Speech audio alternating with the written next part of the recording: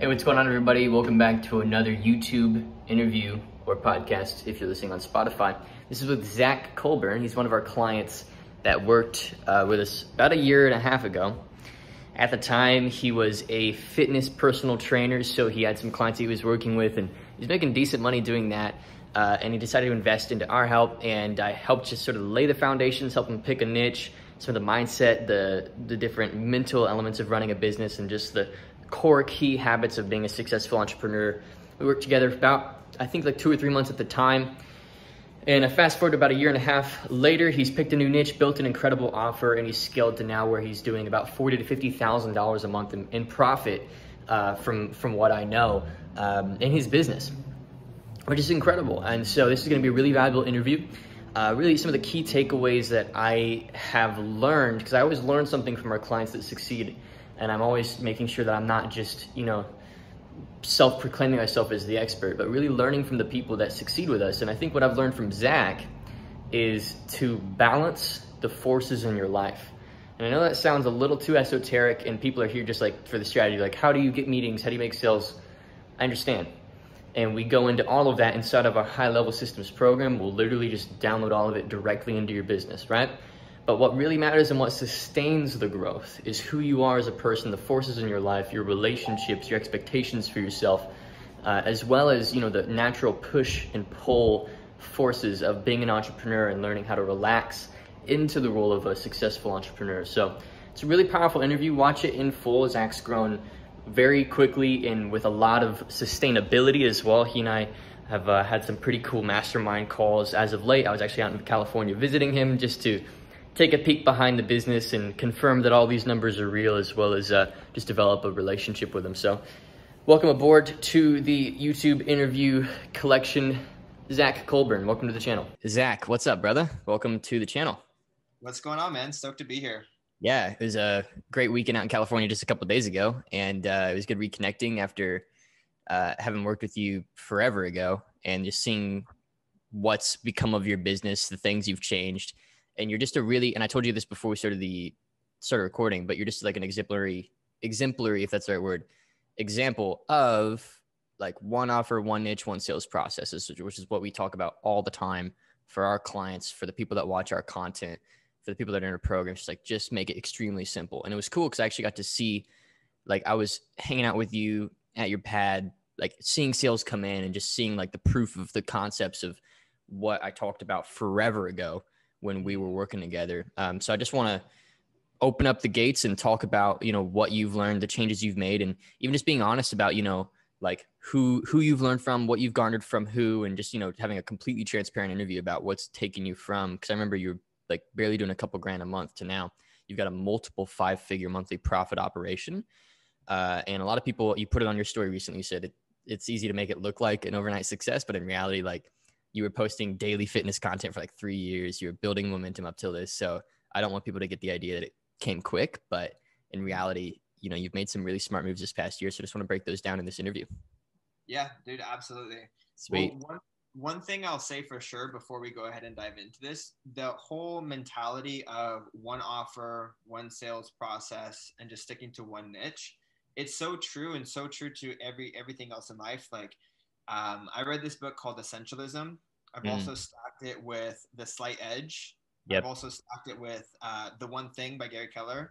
And then there's also, just basic laws of compound interest. It works in like personal skills. It works in relationships, and it also works in business too.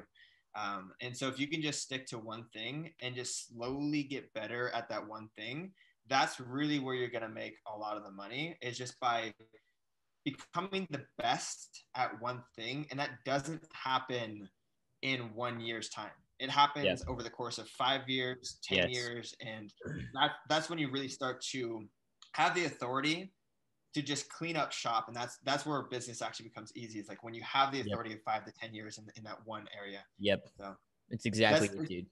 Yeah, it's a mentality of minimalism that I adopted in high school. I pretty much just radicalized myself on like being as minimalistic as possible, because in school growing up, I always had problems with ADHD, and I could never pay attention in school. And so I had to go through a personal journey of like learning how to focus and learning how to, just become a normal functioning person in society with the way that I learn.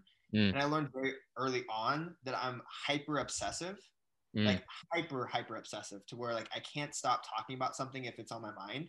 mm, And so the way I use it to my advantage is just by using that obsession to focus on one thing mm, and make that one thing so like such a big goal that like it keeps you on track for like years on years on years. I mm. don't know if that makes sense, but No, it makes a that's lot of kind of, sense.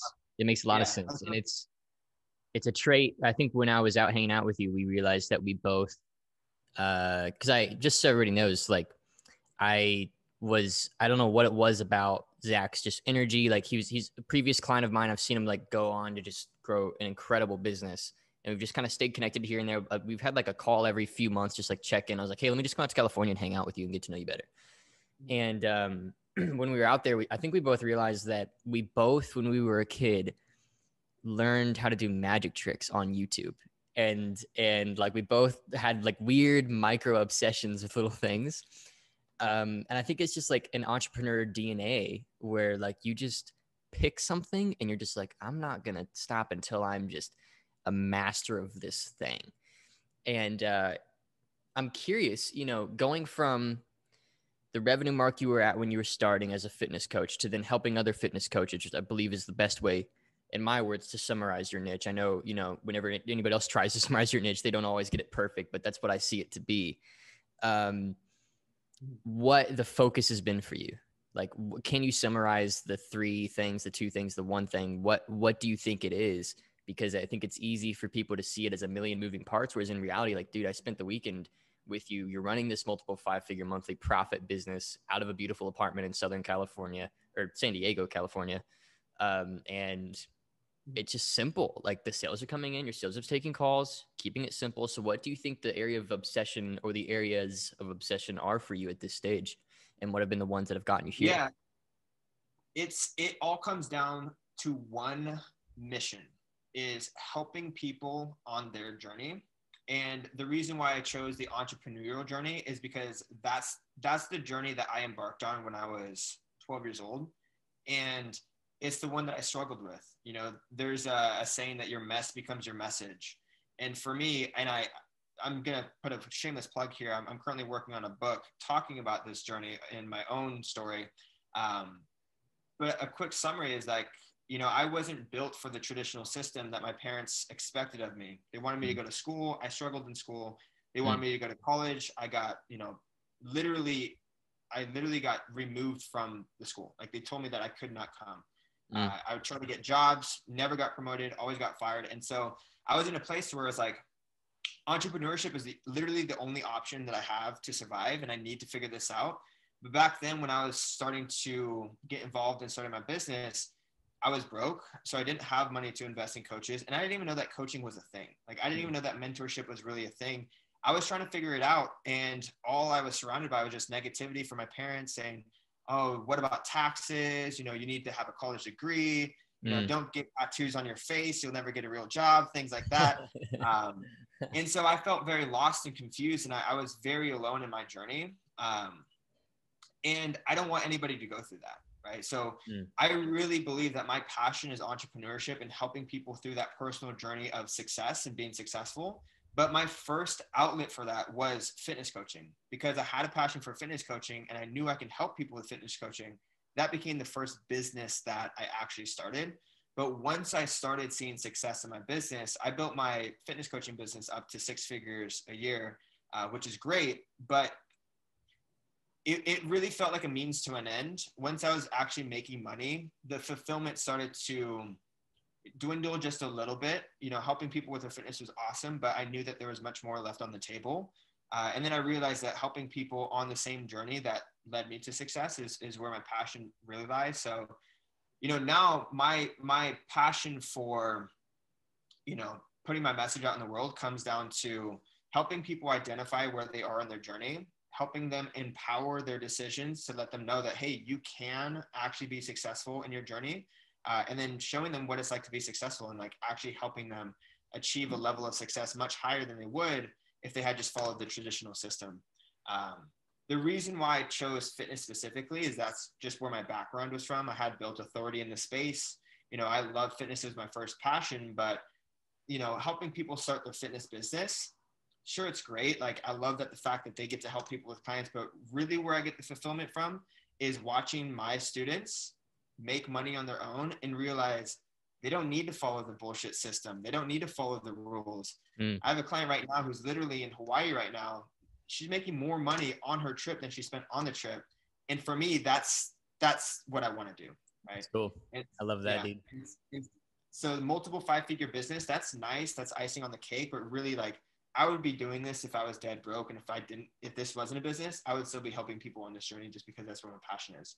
100%, dude. I resonate with that completely. I think in a way we do something very similar, just in like different niches. Like, we were having this conversation on your couch. It's like very similar ideas, just applied to different industries. It's like, have control over your pipeline, have a simple scalable offer, you know, get good at sales. And like, at the end of the day, we're empowering people to take their message and like monetize it and use it for the sake of the good of humanity, while profiting, while creating freedom in their lives. So it's a very powerful thing. So I'm right there with you, dude. Like, I mean, the money's great, obviously, and I'm happy about it, but I'd do this if money were no object. For sure, I'd be doing this, for sure. Yeah, dude. So walk me through then, like, you know, some of the hurdles you've had to go through in getting from, you know, because I know you grew your fitness business to a pretty nice level, but, you know, it's the common person is going to see that as two different operations. I know we as entrepreneurs, we see it's like the same principles make both work at the end of the day, but, you know, walk us through like what it took to take your fitness business from 0 to 6 figures. I think it's about when I found you. I think it's about when you got my help. And then what has it taken to go from 0 in your current business to where you are now? What have been some of the hurdles? What have been some of the breakthroughs you've experienced in that process?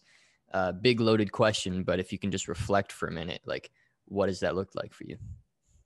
Yeah. I mean, you know, the way that I teach and the way that I do things, I include a lot of tactical advice, like actual business strategy inside of my program. But really where my heart lies is talking about the personal journey of starting a business. And I had to say the probably the biggest challenges and the biggest struggles that I had were all personal challenges, like self-doubt, comparison, you know, getting defeated when you lose out on a sale or lose a customer to a different business. Like, those are personally the things that, you know, I didn't, you know, do very well with because I didn't have like the value built to myself in order to take that kind of heat, if that makes sense. Right. And so when I teach to my students, because a lot of them are going from a 9-to-5 paradigm to an entrepreneurship paradigm. Right. When I teach to my students, it's like, cool, you can learn the strategies in 30 days and you'll start making money, right? That's easy. It does take time to build up your MRR or even your authority to be making those 5-figure months. That comes with time, but the actual strategy to learn what it takes to get there, you can learn that in 30 days. That's no problem. People learn the outreach scripts. People learn how to create content and market themselves. People learn how to close sales calls, and that comes quick. The real challenge comes in, can you stay in the game long enough for you to see success or like let it build, right? Because I tell people it takes, you know, if you want to make 6 figures a year, it takes 12 months to do that, right? You're not going to build a 6-figure business per year in 1 month. It takes at least 12, right? So the real challenge comes in how to navigate your journey during those 12 months with yourself. Because when you're first starting your business, this is, you know, I recently just scaled my team. So it's a different paradigm now. So I come from a background of being a solopreneur for a long time. A lot of that is your relationship with yourself and, you know, how you talk to yourself. You know, if you come off of a cold streak of 5 days with 0 signups, what are you going to tell yourself at the end of the day, right? Those are the challenges that I had to overcome in the beginning of my journey. Those are the things that I help a lot of my beginning entrepreneurs overcome as well, right? So I'm not sure if that was the answer you're looking for, but that's what comes to my mind when I hear those questions. It's the internal conversation, right? Of like what you're saying to yourself and what what different stimulus means to you. Cause like one person's going to see a refund. Like, and I've gotten to this point in our company where like a team issue, like a lot of people would see a team issue as like, oh, it's just freaking, everything's broken. This is broken. But for me, it's like, now it's an opportunity to grow. And like that genuinely excites me, you know?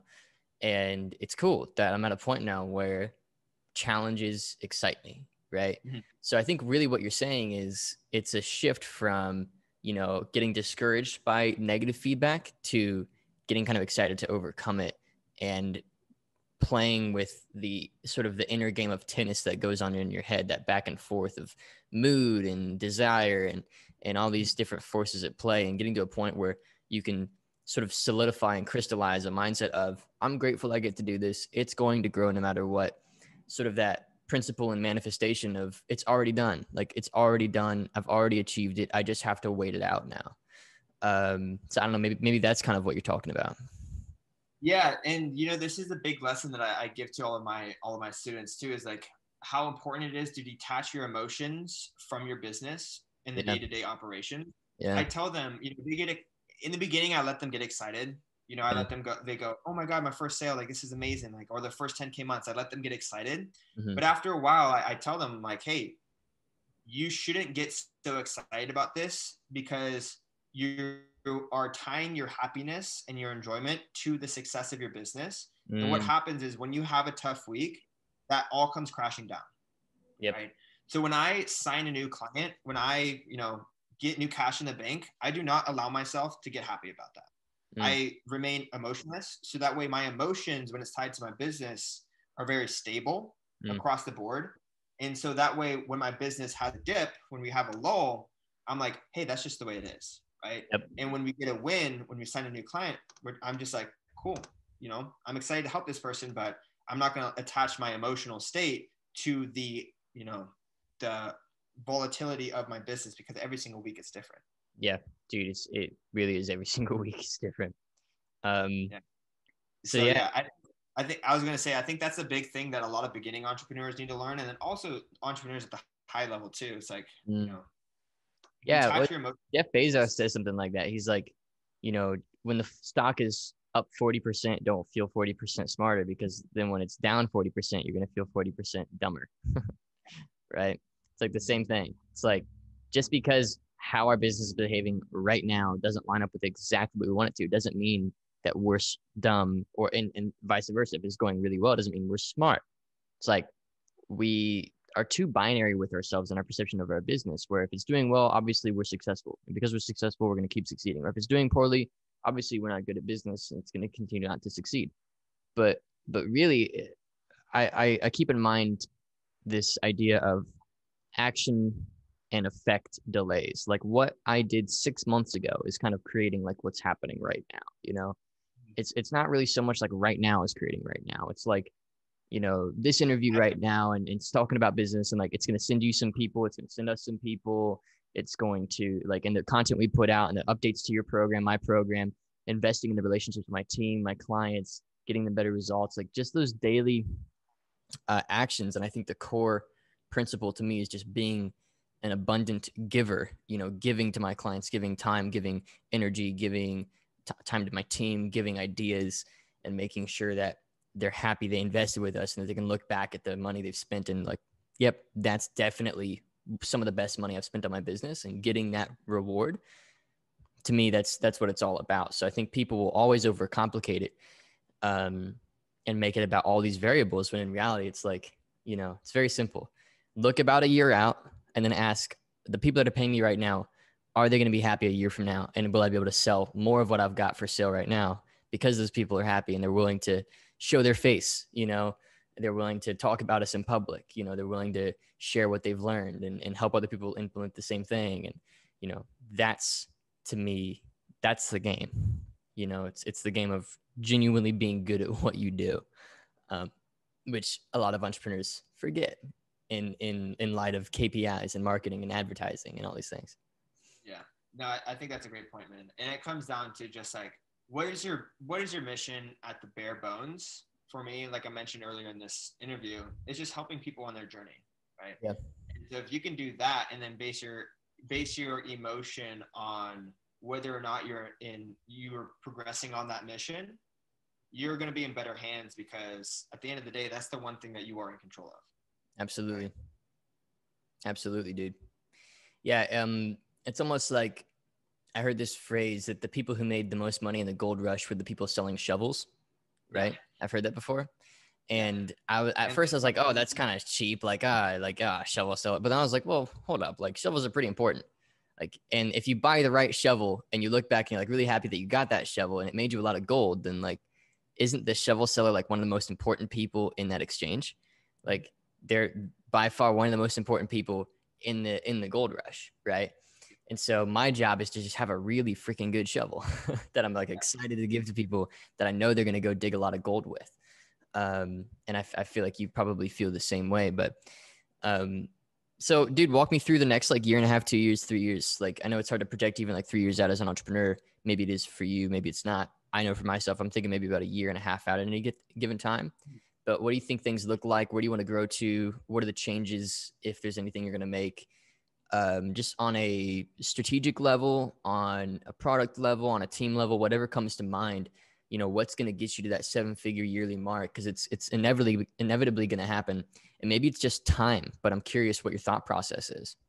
Yeah. So my thing is like, I know it's going to happen and I know it's going to come. So obviously my goal is 7 figures a year, but more so than that, I want 7-figure net worth in my bank account after taxes. Like, that money is mine. Mm-hmm. Not so much, and we've talked about this before, and it's not so much about the actual money, because I don't really spend money. Like, I get my enjoyment from my daily lifestyle. I have a lifestyle that I enjoy. I live by the beach. I have my dog. I have my girlfriend. We walk down the beach. I go to a great gym. I have amazing friends.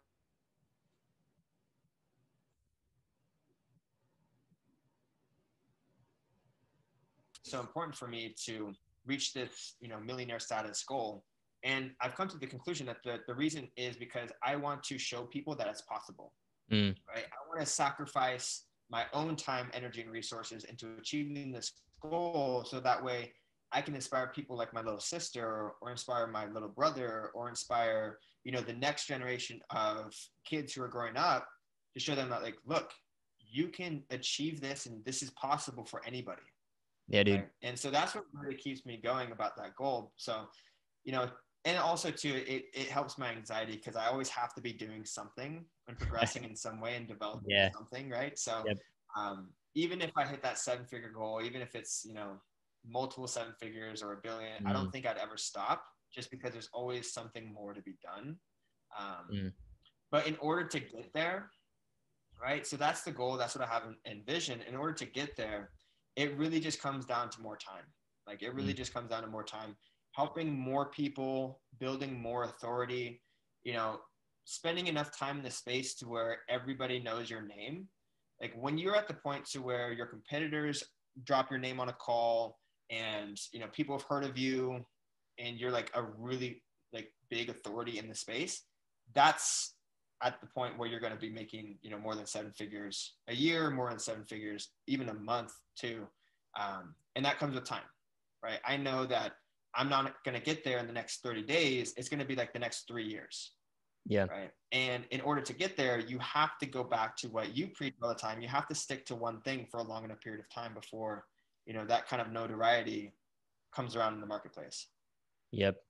It's exactly it, dude. Time. And then just the other thing too is like, your journey will reveal the steps at the right time. You just have to continue saying yes and be open to the opportunity. Right. And so the whole concept of scaling, I personally think that scaling happens organically. You don't need to push it too hard, or you don't need to, plan everything out. Just go along for the journey, make the moves that are in front of you that are going to get you one step closer to the goal. And from there, the next step is going to reveal itself. And then you will just kind of stair step your way there until one day you realize, oh shit, I'm here. Yeah. Right? That's a good mindset. And I would agree with that. And I don't think I've ever really heard it said. But no, I don't think I've ever heard it said that, it's the doors almost open themselves to you. But like, I had a call, for example, one of our top clients, Bastion Slot, him, pretty sure. I mean, he came to me when he was working a sales job, helped him build an offer, helped him pick a niche, helped him with the basics, said, hey, just do this for the next 2-3 years. You're going to scale. And now he's doing like $200,000 a month, which is just freaking crazy. We were on the phone just doing a check-in call. And, I just like to develop these relationships with our top clients because I think it's like time very well spent, And he said something like, yeah, the path just kind of makes itself clear. Like, I know what I got to do. I don't have to think anymore. I'm like, man, that's a powerful idea. Like, you don't have to think anymore. Like, I think as a culture, we've put so much emphasis on thinking and intellectualism and almost like intellectualizing our business and like turning it all into a framework and making it all measurable. And like, that's all good. But once you have all those things on paper, it's kind of like you're saying, Zakk, like just kind of let go. You're going to know what to do next if you are choosing to see it. If you want it, it will make itself clear to you. If you decide, I know this is where I want to get and here's why I want to get there, and you have that conviction, the next steps make themselves clear to you. More often than not, people are stuck, not because they're actually stuck, but because they think they are, or on some level, they're actually comfortable being there, but they're afraid to admit it. So they say they're stuck instead of saying I'm comfortable, and that's what I found to be true. I do have some input on this too. Talking about my own journey, I know exactly what it's like. I know for someone who is just getting started, it can be very difficult to believe that because that's where I was too, right? That's where I was too. Is like, because I'm not there, I need to be doing more and more and more and more. And that it wasn't until I was in a place of security to where I actually had some cash in the bank and I had value built in myself. And I knew that I was, provided, value to the marketplace and I actually had security. Then I was like, oh, this is what I've been missing this whole time.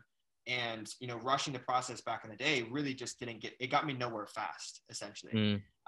So it can be hard to really understand that when you're not in that place or when you're not in that mindset. But now that I'm here, I understand, okay, that's actually how it is. Yes. And who helped me understand that was actually you, right? I remember that you and I had calls, and one of the biggest questions that I had was, what do I do when there's nothing to do, right? I took all my sales calls today. I sent all my outbound outreach. I created my content, did client interviews, got a testimonial, signed a new client. What do I do now? And you're like, dude, just chill, right? You're like, read a book, go for a walk, enjoy your time. And I'm starting to do more of that now, and understanding that the real success when it comes to building a 7-figure business and, hitting $1 million a month even, just comes down to doing those important tasks every single day. Yes. And giving yourself enough time to do it. Yes, absolutely, dude. This is, I think you joined around the time where I was really preaching instead of my I think we did 1-to-1 even. I was like working with like 20 1-to-1 clients at the time, like a lot of people. I've been there before, man. It was crazy. But no, I remember I was preaching like limit your workday, like start and end at the same time. And once you're done, just be done. Yep. And it's not because you want to be lazy. It's not because, you want to like put work in its category. I hate that mentality of like, oh, work life and personal life. Like, no, it's not how the world works, right? But I think it's because when you give yourself permission to work all day, you give yourself permission on the side hand to do things that don't matter. And when you do things that don't matter, it's not that they just don't matter. There's no such thing as a neutral activity in your business. More often than not, when you're not putting thought into an action and forcing it to be an action that matters, you're actually pulling momentum back again. You're pulling yourself backwards. So by limiting your day, you force yourself to only do things that actually move the needle forward. Things like getting more sales calls, developing your product, growing your network with like-minded individuals, making the right investment into the right program, really considering your options, right? Picking the right mentor, reading the right books, right? Like these important things versus, like giving yourself permission to do 10-hour days and just spinning, post on Instagram, going in Facebook groups, just listen to the podcast, make a random YouTube video because you feel like it, just like all these random things, So when you limit your workday, it's like you're forced to almost, for me, it was like an identity crisis when I first did it because like I always been the hustler, like I worked all day. So I'm sorry to interrupt you, but I really, for you to share that with me back in the day, you know how difficult it was for me to stop working at 11 o'clock when I had everything done and just be okay with not working for the rest of the day after, I was finished at 11. That was a huge mindset shift for me. And I think it comes from the way that we've been raised in America to think that if you're not working all the time, you're not making progress. And for myself, I'm sure you felt this too, that there's an insane amount of guilt coming from not working 24/7 on the thing. But you really helped me with that, I think. And that's something I really share with my students as well, is that concept, right? But I do think it comes from the way we've been raised in America to feel guilty for not working. But dude, you can move just as fast in a 6-month time period working 2 to 3 hours a day versus working 15 hours a day. Oh, 100%, dude. 100, especially if you're spending the rest of that time letting go. Yep. Maybe doing some personal development, maybe reading some books. And I'm not saying letting go, like do negative habits. I'm not saying go get drunk, watch Netflix. I'm saying when I say let go, my default habits are generally positive habits, like reading and listening to books and going through programs I'm in. I mean, I still invest in myself. I threw $18,000 at a program recently. You know who I'm talking about. And, I'm always looking for new strategies, new techniques, new things to do, right? So when I say let go, I mean, it's almost like if you look at life in general, I'm going to get very esoteric and very hippie here, but it's like there's series of pushes and there's series of pulls. It's like push, pull,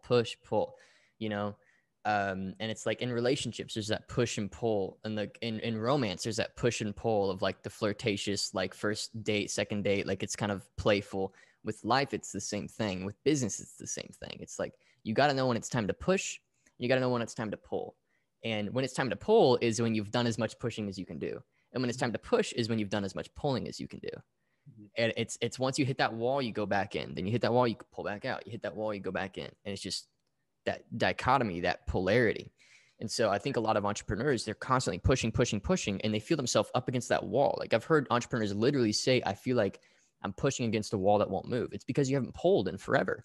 You haven't pulled in months. So that's why you're stuck, is because you haven't taken the time to get back out of the water and breathe again. It's like getting out of the water, breathing, going back in, swimming a little bit, getting out of the water, breathing, going back in, swimming. And I'm sure you've done it. I mean, you live by the ocean. Like it's a really satisfying feeling of swimming, breathing, getting back in, swimming, breathing. There's like something just kind of, there's a vibe about it that just, it lines up with some deep desire, I think, as humans to just have progress consistently and to just, very binary on-off settings. So as an entrepreneur, I think if you can leverage that to your advantage, you give yourself a crazy tactical, advantage over competition, over yourself. I don't really believe in competition, over, the market, over your clients' expectations. You give yourself a huge leg up. So it's cool to hear you mirror the importance of that, almost a year and a half later. Yeah. Dude, and this kind of brings me into a new idea that I've been starting to develop. This idea. It came to me last night. I haven't quite put it into words, but I'm going to attempt to do so now. Okay, let's do it. Yeah. So brand new debut of this idea that came to me. But as entrepreneurs, as business owners, we are actually paid for what we do in our free time. Right. The reason why I was able to build a 6-figure business at 20 years old is because in my free time at 14, 15, 16, I developed the skills to learn how to train my body, eat healthy, and get results. Right. And so at 20 years old, I was able to get paid for the time that I spent on my free time when I was younger. Right.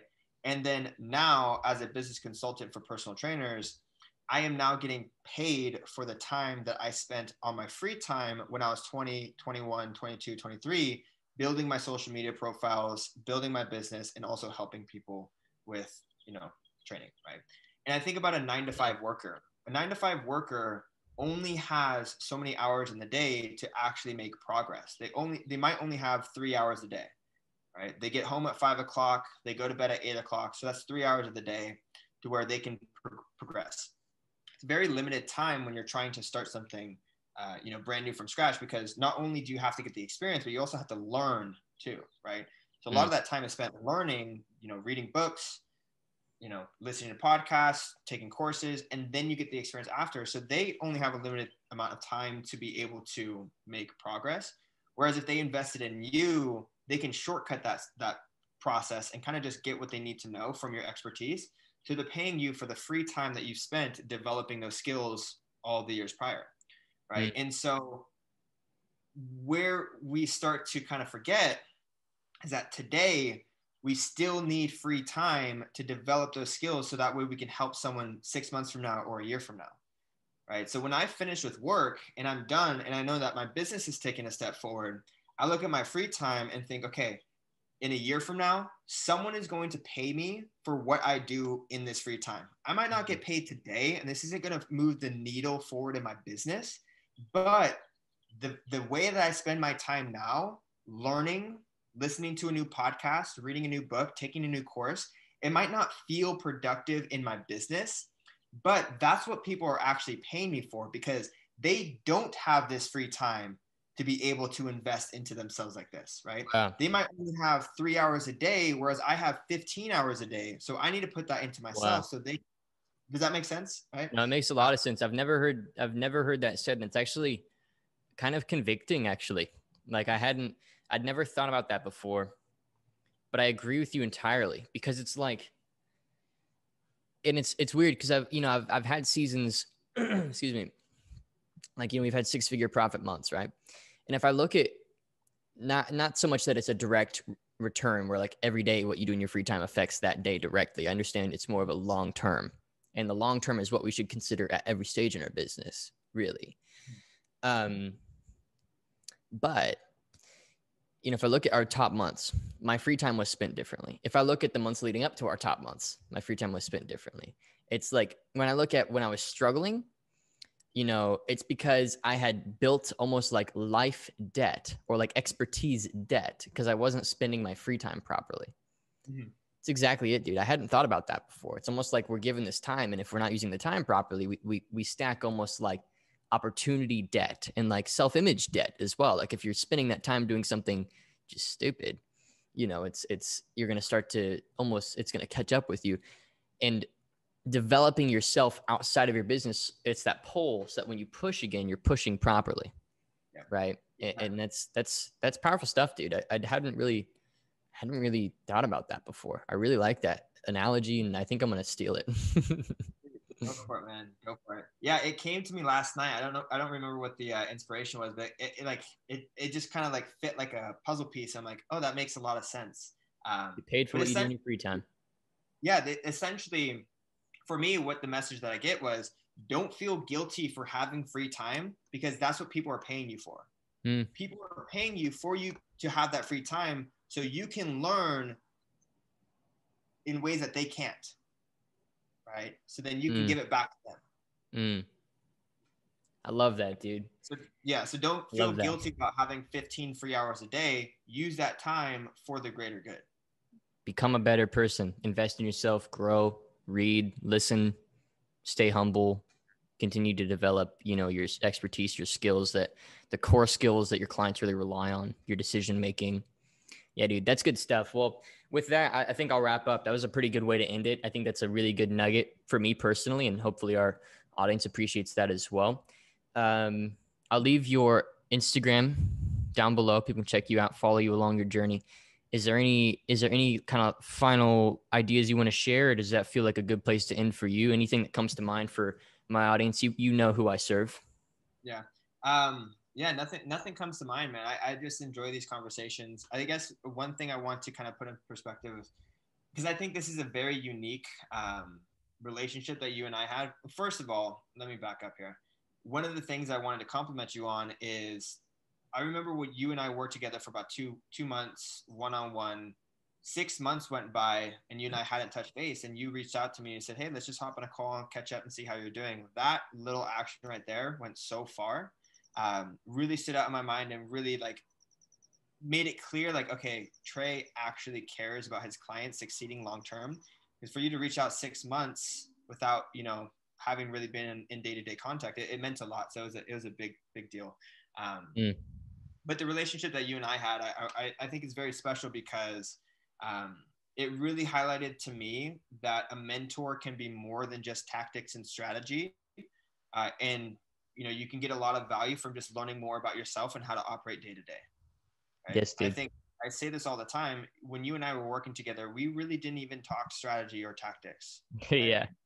We just Yeah. talked about what it's like to be an entrepreneur and having that relationship. It really does like do a lot for you when you have someone to talk to who understands, who has also been down the journey too, that understands those emotional ups and downs. Mm, that's good stuff, man. Well, I appreciate it, dude. I love seeing you progress, and I genuinely mean it when I say I do this for free. But, you know, from the bottom of my heart, super stoked on your progress. I can't wait until you are at that level where you've got $1 million in the bank. It's going to be cool to be able to look back at the process of being able to say, like, you know, when I met Zakk, he was here and is a net worth millionaire. It's kind of crazy to think about, but I know how close you're getting, and I know the steps you're gonna have to take in order to get there. You've pulled back the curtain on your business and where you're at, and it's not far away. So I'm stoked on it for you, dude. So thanks for coming on the channel, dude. It's been an absolute pleasure.